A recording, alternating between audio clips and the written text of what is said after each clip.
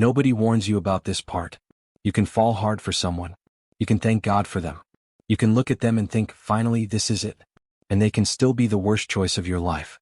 I did not learn that in one huge moment. I learned it in pieces. A text here. A silence there. A name that did not match. A door that opened. A father with a garden hose in his hand. And a face that fell apart the second I said who I was. My name is Adrian Karras. Everyone who really knows me calls me Ari. I am 35. I run a commercial real estate firm in Metro Detroit. We are based in Birmingham, right in Oakland County. My father, Victor, built the business in the 80s with almost nothing. I came in at 26. We grew it together. Now it is the kind of company that would have made my grandfather smile without saying much. That was his way. Still, money was never the center of our house. Family was. Always family. We are Greek American. 3 generations deep in Metro Detroit. My parents still live in Grosse Pointe in the same house they bought when they got married. Sunday dinner is not a suggestion there. It is law. You show up. You eat. You stay. My mother, Marina, makes spanakopita from scratch every single week. Every week. No breaks. No shortcuts. If you take 1 piece, she watches. If you take 2, she relaxes. If you take 3, she loves you forever. My uncle Leo lives 12 minutes away and has never needed an invitation in his life. He just appears.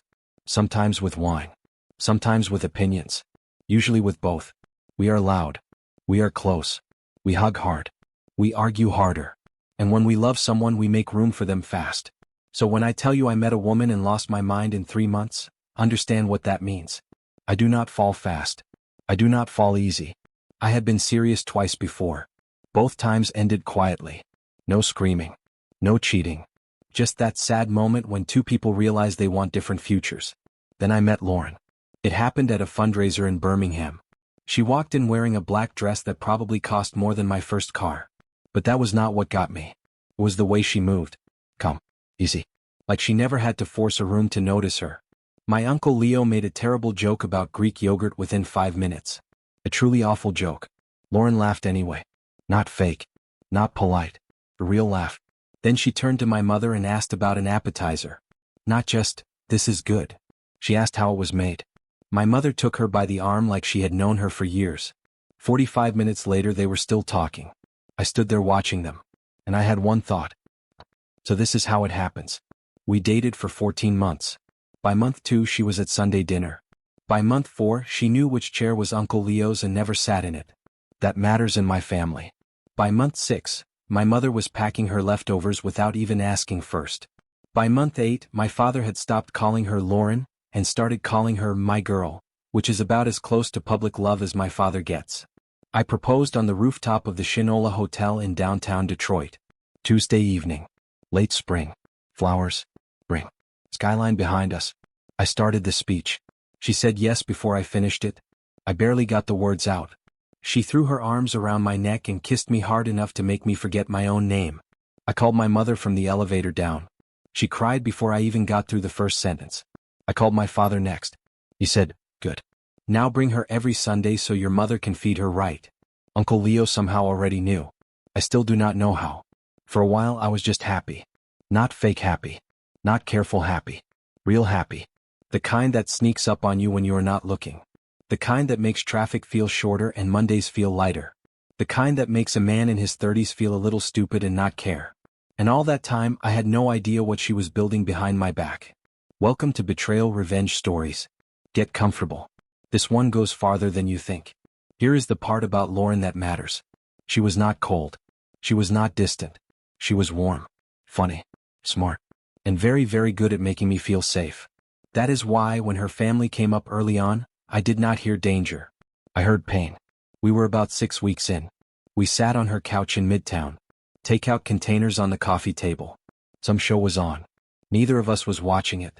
She tucked one leg under herself and looked down at her hands. My parents and I don't speak, she said. I turned toward her. She kept going. They were hard when I was growing up. Very controlling. Very critical. My dad was the worst. I had to get real distance just to breathe. Her voice did not shake. She did not sound like she was acting. She sounded tired. Like someone talking about an old bruise that still hurt when pressed. I even changed my last name on social media, she said. I just needed space. I remember reaching for her hand. "I'm sorry," I said. "What else do you say to that?" She gave me a small shrug. "It's okay. I don't talk about them much." Then she looked right at me. "They won't be at the wedding. I need you to be okay with that." I said I was okay with it. And I meant it. Because I trusted her. Because she had given me no reason not to. The problem was not me. The problem was my family. Not because they were cruel. Not because they judged her. They did not. But in our world, family matters fast.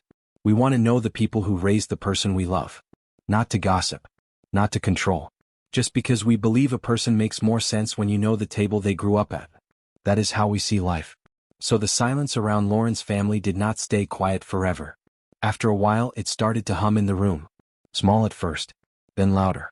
The moment it broke came on a Sunday in late July. My mother had made pasticcio. The real kind. The kind that steals half your weekend. We were all there in Grosse Pointe. Me, Lauren, my parents, Uncle Leo, my cousin Daniel Jr., his wife. Everything felt warm, normal. Plates clinking, wine being poured, Uncle Leo telling a story too loudly. Then he put down his fork and looked at Lauren. "Sweetheart, I gotta ask you something." The room shifted. Not much. Just enough. Lauren smiled. That smooth, easy smile. "Sure, Leo." He leaned back. "Where are your people?" The whole table went quiet. Not dramatic quiet. That careful kind. The kind that falls when someone says the thing everybody else has been avoiding. Lauren's smile stayed there. But her eyes changed. Just a little. "My parents and I aren't in contact," she said. "I've mentioned that." "I know," Leo said. "I'm asking about it." My father looked up. "Leo." Just one word. "Oh." Flat. A warning. Leo picked up his fork again. But it was too late. The question was sitting there with us now. No amount of pasticcio was going to hide it. Lauren finished dinner like a pro. She asked my mother about the tomato sauce. She laughed at Daniel's joke. She kissed my cheek when she left. If you had looked at her from the outside, you would have thought she never felt a thing. Later that night, after she went home, my father found me in the kitchen. He poured a little wine, leaned against the counter, and watched me. "She is a good woman," he said. It was not a question. "She is," I said. He nodded. "I believe you." Then he set the glass down. "But, Ari, we are going to stand in a church. We are going to make vows in front of God and everybody we know. And we are going to do that without knowing one single person from her side." I rubbed a hand over my face. "Her parents are toxic, Dad. She had a rough life." "I hear you," he said. His voice stayed calm. "I believe that she believes what she told you." That line stayed with me. Not, "I believe her." I believe that she believes it. Then he said, "But toxic people still live somewhere. They still have names. They still have an address." He looked at me for a long second. "I'm not asking you to fix them. I'm asking you to know what you are walking into." He patted my shoulder and went back to the dining room. And I stood in my parents' kitchen staring at the counter like it had answers. Even then, I was not really suspicious.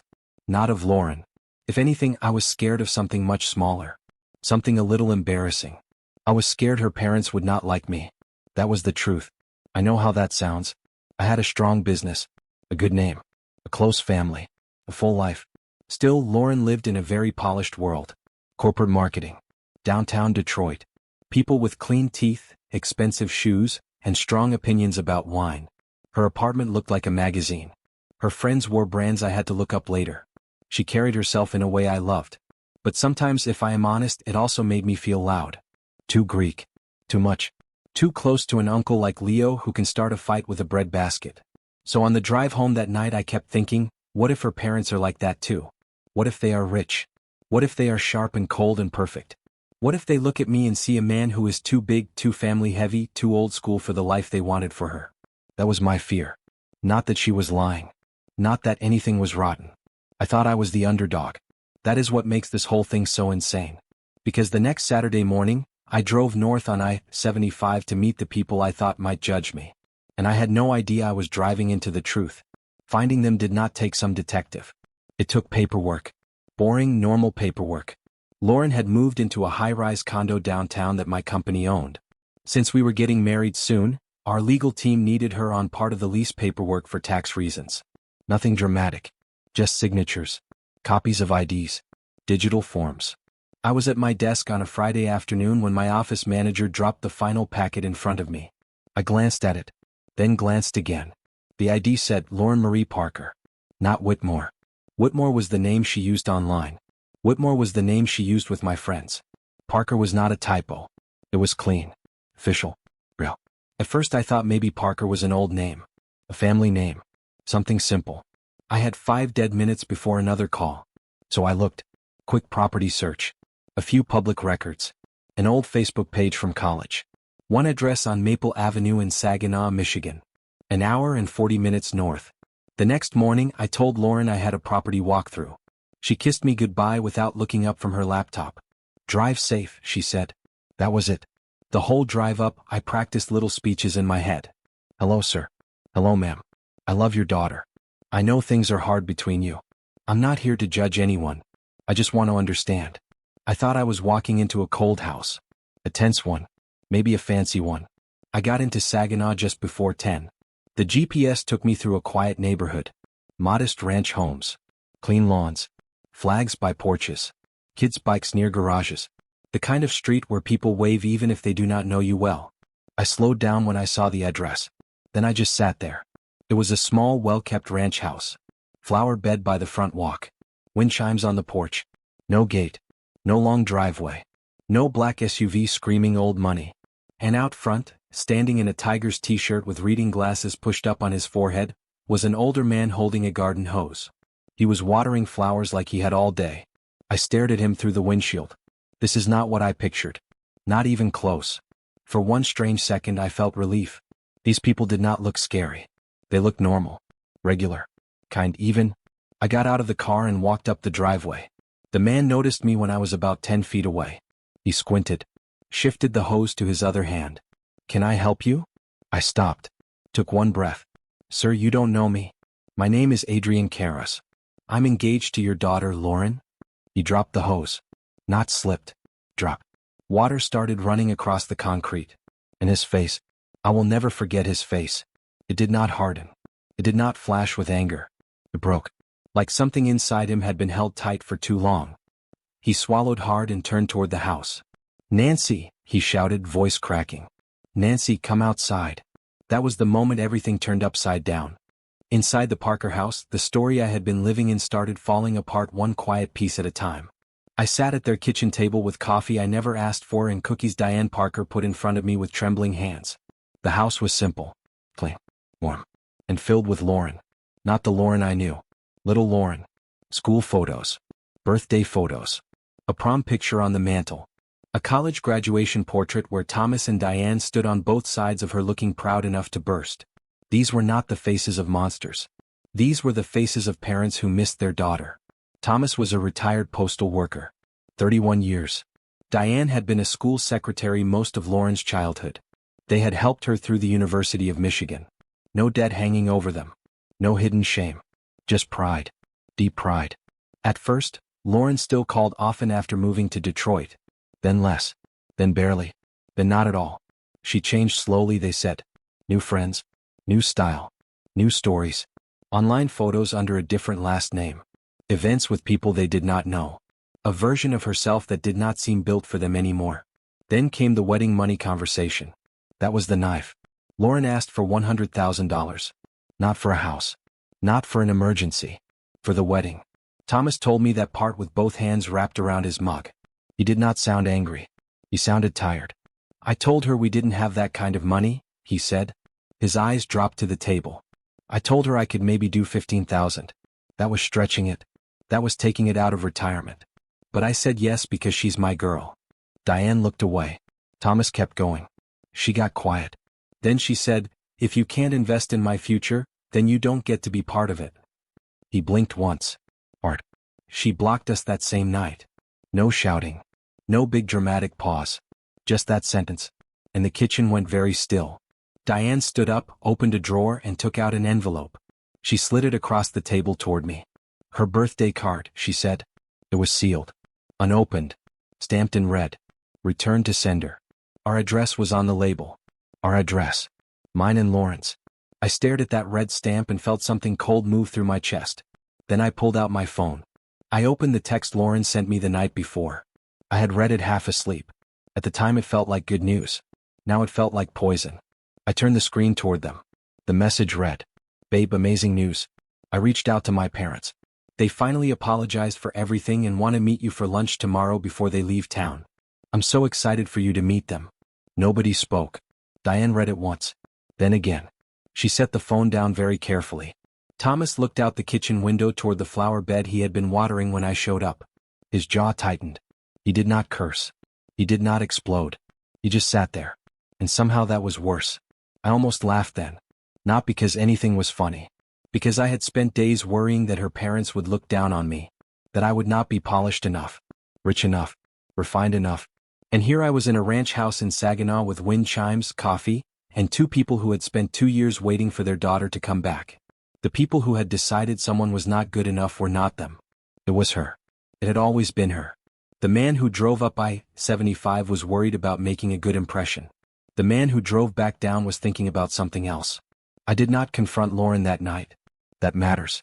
I got back to our parking garage a little after 2. I sat in my car for 10 minutes and made a choice. Not yet. Not because I was weak. Not because I doubted what I had just learned. But because my father taught me something years ago that came back to me right then. He once said, "The first man to react usually loses. Let the lie finish. When people tell the whole lie, they hand you the truth." So I went upstairs. I opened the door. Lauren was on the couch with a glass of white wine and her laptop open to a venue site. She looked up and smiled. "How was the walkthrough?"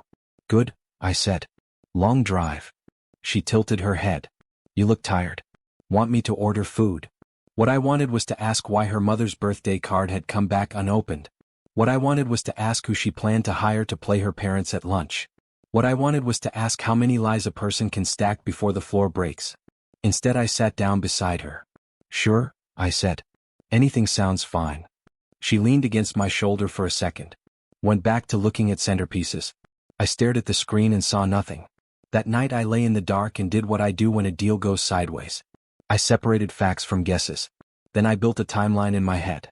Fact. Her real last name was Parker. Fact. Her parents were Thomas and Diane Parker in Saginaw. Alive. Present. Heartbroken. Fact. They were not dead. They were not gone. They were not what she said they were. Fact. She asked them for $100,000. They offered 15. She cut them off. Fact. She texted me while I sat in their kitchen and said they had apologized and wanted lunch. Which meant one thing. She was already building the next lie. And if there was a next lie, there had to be people inside it. Oh, that question stayed with me until I fell asleep. I did not have to wait long. For the next 3 days I listened differently. I did not go through her phone. I did not follow her. I did not play detective in some dirty way. I just paid attention. Really paid attention. I started noticing how often she mentioned her boss. Richard Holloway. Little things. Richard thinks the Henderson account will close early. Elise Holloway looked amazing at that fundraiser. Oh, Richard is so good in a room like that. Nothing huge. Nothing obvious. Just enough to make a name feel familiar before it matters. She was warming me up to them. She had probably been doing it for weeks. I just had not seen it. So I looked Richard Holloway up from my office. Senior vice president at the wealth management firm where Lauren worked. Late 50s. Silver hair. Perfect smile. The kind of face that has never once been told to wait in line. His wife, Elise, showed up in charity photos online. Polished. Expensive. Well-known. Exactly the kind of couple you would put beside you if you wanted to impress a traditional family. I leaned back in my chair and stared at their photo. That was the moment something clicked. Lauren was not just lying to me. She was trying to outrun herself. She had built a cleaner, richer, shinier version of her life in Detroit. And in that version her real parents did not fit. Their house did not fit. Their jobs did not fit. Their retirement savings did not fit. So she erased them. Not because they were cruel. Because she thought they were ordinary. That is the kind of ugly that does not show up at first. 2 days later, Thursday morning, my phone buzzed. Shared calendar reminder. Lunch with Richard and Elise, The Lark, West Bloomfield, Saturday 12:30 p.m. Under it she added a note. Can't wait for you to finally meet them, babe. This means everything to me. I stared at that sentence for a long time. This means everything to me. I believe it did. Just not in the way I first thought. I called my father from the parking garage under our building. He answered on the second ring. I need to talk to you. Come to the house, he said. 20 minutes later I was back at my parents' kitchen table. The same table where Lauren had laughed with my mother. The same table where Uncle Leo had asked his question. I told them everything. Saginaw, Thomas, Diane, the card, the text, Richard and Elise Holloway. My father listened without interrupting once. When I finished, he looked at me and said, "What do you need?" That was it. No big speech. No I told you so. Just 4 words. I need to go to this lunch, I said. And I need to build something bigger. He nodded once. And the Parkers? I'm going back after the lunch. I want to know if they'll come for what happens next. He looked at me. And what comes next? A dinner, I said. A real one. With the right people in the room. He stood up. Smoothed his jacket. I'll speak to your mother about the restaurant. That was my father. My mother was different. She walked in from the living room where she had clearly heard all of it. In our house that is not spying.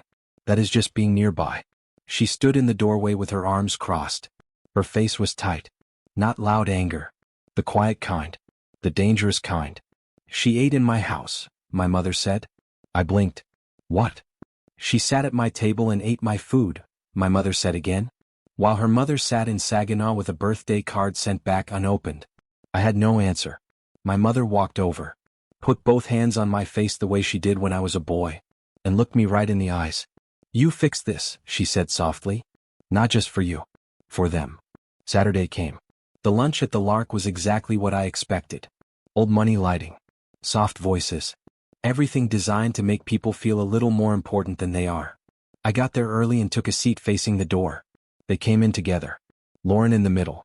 Her hand looped through Richard Holloway's arm. Elise on his other side. Lauren looked radiant. Not happy. Victorious. That was the word. I stood. Big smile. Warm handshake. This is my dad, Richard, she said brightly. And my mom, Elise. There it was. Dad. Mom. Just like that. I shook Richard's hand first. Then Elise's. I've heard so much about both of you, I said. A true sentence in the strangest possible way. We sat down. Menus opened. The next 20 minutes were almost impressive. Lauren performed like she had rehearsed every beat. She laughed at Richard's comments half a second too fast. She brought up fake shared memories with Elise. Restaurants. Trips. Stories from years ago. Elise followed along the best she could. Richard was smoother. He asked about my business. Talked about Detroit real estate. Sounded ready. Prepared. Interested. The whole table felt like a stage play. And I sat there eating fish and smiling like a man with no idea the set was made of cardboard. At one point I looked at Richard and said, Lauren's told me you've been a huge part of her life. He smiled. She's like family to us. Like family. Not family. Even that line had a crack in it. That means a lot, I said. Then I leaned in a little, the way I do when I want someone to think I am trusting them with something private. My family is traditional, I said. Very Greek. Very formal. They take this stuff seriously. Richard smiled. I understand. So I was hoping we could do this the right way, I said. Next Saturday. Engagement dinner. Nothing huge. Just family, food, a toast.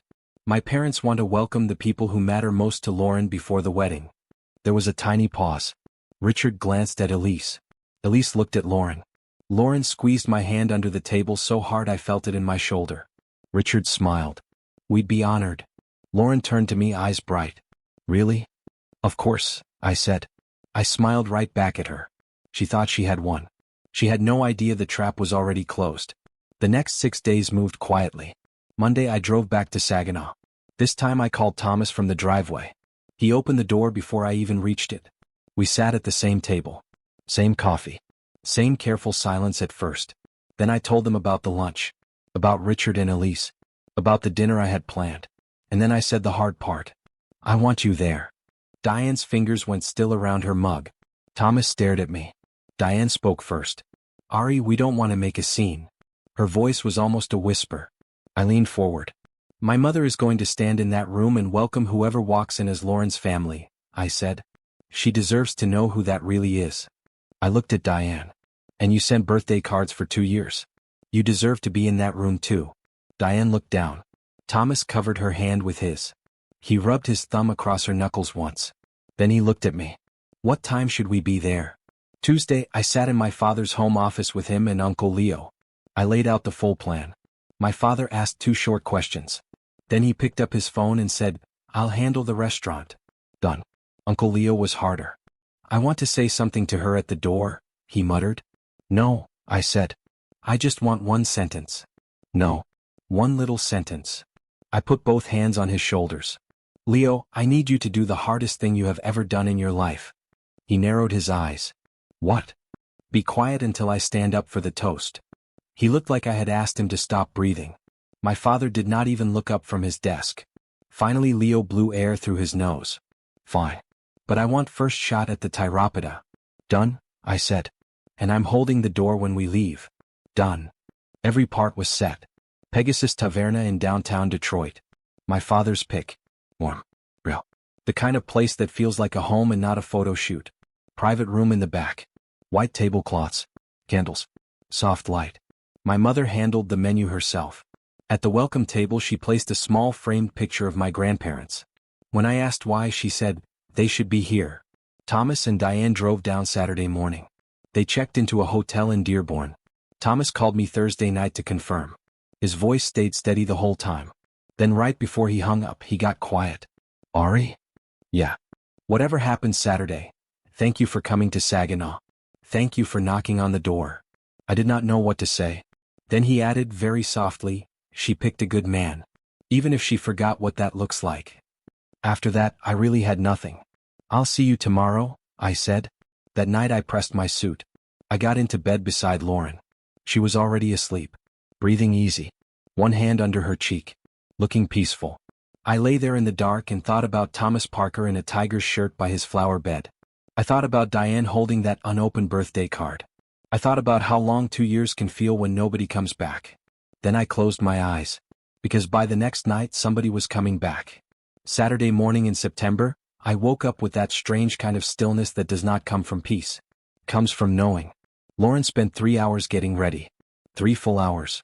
I sat in the living room with football highlights on low and let her move around me like the day belonged to her. She came out once holding 2 pairs of earrings. Which ones? The left, I said. Then later with shoes.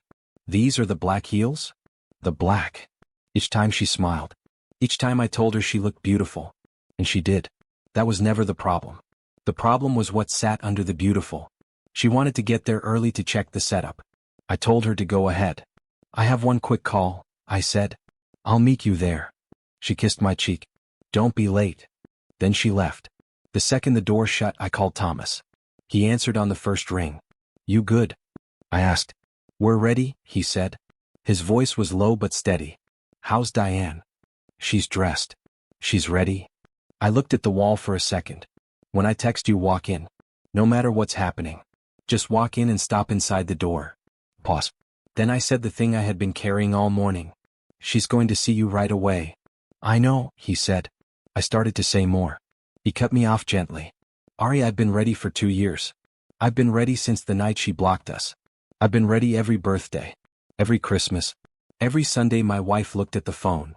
He let that sit. We'll be there. When he hung up, I held the phone a second longer. Then I put on my jacket. Checked the ring in my inside pocket. And walked out. Pegasus Taverna smelled like lemon, garlic, bread, and memory. The private room in back was quieter. More careful. When I got there at 6:30, my mother was adjusting the flowers in the centerpieces like the fate of the free world depended on them. She looked up. Read my face in 1 second. You okay? Yeah, Ma. You sure? I'm sure. She crossed the room. Put her hands on my face. Held me still. Your grandfather used to say the truth takes the biggest chair in the room, she said softly. Even when nobody invites it. Let it sit down tonight. My throat tightened so fast I had to look away. My father stood by the bar talking to Daniel Jr. Charcoal suit. Straight shoulders. Calm as stone. He looked at me and gave me one slow nod. That nod said everything. The room is ready. Do what you came to do. Uncle Leo was at a side table with a plate of Tyropida and the look of a man carrying out a sacred promise. He pointed at the plate. Then at me. A reminder. I nearly laughed. At 7, I heard Lauren's laugh in the hallway before the door opened. That bright social laugh. A little higher than her real one. She came in first. Navy dress. Perfect hair. Perfect makeup. Every detail sharp. Richard Holloway came in behind her. Expensive suit. Easy confidence. Elise beside him with pearls at her neck and a smile ready for strangers. Lauren moved around that room like she belonged in every inch of it. She kissed my mother on both cheeks. She shook my father's hand warmly. She laughed at something Elise said by the drinks table. She was incredible. That is what made it so hard. The lie was never sloppy. She slipped her arm through mine when she got to me. "This is perfect," she whispered. "Your family is amazing. This is everything I wanted." "I know," I said. And I meant that too. Just not the way she heard it. We sat. Food came. Lamb chops. Branzino. Fresh pita in cloth baskets. The room filled with the warm sound of glasses, forks, little stories, polite laughter. Richard spoke with my father about the market. Elise complimented my mother on the menu. My mother smiled and thanked her in a voice so calm it was almost holy. Lauren looked glowing. Relaxed. Safe. Sure. I played my part. I laughed where I needed to laugh. Refilled wine. Asked questions. Kept my shoulders loose. My phone waited in my jacket pocket. One text. That was all. The moment came at 7:48. Right between the main course and what should have been the sweet part of the night. The room was warm. The wine was working. Lauren was mid-laugh at something Richard said. I slipped my phone out under the table. Typed one word to Thomas. No. Then I stood. I tapped my knife against my glass. Clear sound. Small room. Everyone stopped. Lauren looked up at me with that bright, open smile of a woman expecting love. I let the silence sit 1 second longer than was comfortable. Then I spoke. "I want to thank everybody for being here tonight." My voice came out calm, steady. In my family, a dinner like this is not just dinner. It means something. It says these are the people we claim. These are the people we honor. We do not do that lightly. I looked around the table. My father taught me that the people you bring to the table tell everyone who you are. I paused. So I want to make sure tonight we have the right people here. I looked at Tony, the restaurant manager, standing near the side wall. He knew. He went to the door. Opened it. And Thomas and Diane Parker walked in. Thomas wore a navy blazer that had clearly been saved for special days. It fit a little tight at the shoulders.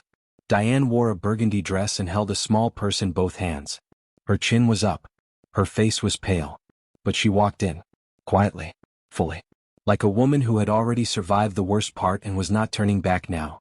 Lauren saw them. I was watching her face. I had chosen my spot for that very reason. The color left her all at once. Not slowly. All at once. Her lips parted. Her fingers froze around her wine glass. The glass tilted. I reached over and steadied it before it spilled. Set it gently back on the cloth. Then she turned to me. Her eyes moved fast. Left. Right. Back to me. Searching for a story. Any story. Any road out. And no, she whispered. Ari. I looked at her. I went to Saginaw, I said. Not loud. Not cruel. Just clear. 3 weeks ago. I drove up on a Saturday because I thought maybe I could help fix this. I thought maybe I could give you your family back before the wedding. The room did not move. Nobody touched a fork. Nobody breathed right. I found your father watering flowers in a tiger shirt on Maple Avenue, I said. I told him my name and he dropped the hose. Thomas looked down at the floor. Diane's hand trembled once around her purse. Your father delivered mail for 31 years, I said. Your mother worked at a school. They put you through Michigan because they wanted you to have everything. Lauren swallowed. Her mouth opened. You don't understand? I sat in their kitchen, I said softly, and her words died right there. I saw your school pictures. I held the birthday card you sent back unopened. Now her breathing changed. Short. Fast. I kept going. And while I sat at their table, you texted me. You told me your parents had apologized. You told me they wanted to meet me for lunch. Then I turned to Richard and Elise. Both of them had gone very still. Elise had her hands flat on the table. Richard's face looked like stone. I know what she told you, I said. She told you my family was very traditional. She told you her real parents were gone. She asked you to step in so she would not face this alone. Elise's face changed first. Not anger. Something sadder. The look of a person seeing the whole shape of a lie too late. I gestured toward the door. But those are her parents. Right there. Elise turned slowly and looked at Thomas and Diane. Richard did not speak. He folded his napkin once. Set it down beside his plate. The move was small. Final. I looked back at Lauren. She had stopped searching. There was nowhere to go. No lie big enough. No room left to rearrange the furniture. Just faces. My family's. Her parents. Richard's. Elise's. And mine. all of it looking back at her. I grew up watching my father treat everyone like they mattered, I said. The valet, the janitor, the man delivering the mail, the woman serving the food. That is how I was raised. My hand went into my jacket. I took out the ring. Not by title. Not by money. Not by what zip code someone came from. I held the ring in my palm for 1 second. Then I set it down in front of her. No throw. No drama. Just a small sound on white linen. Quiet. Final. By that measure, I said, I don't know who you are.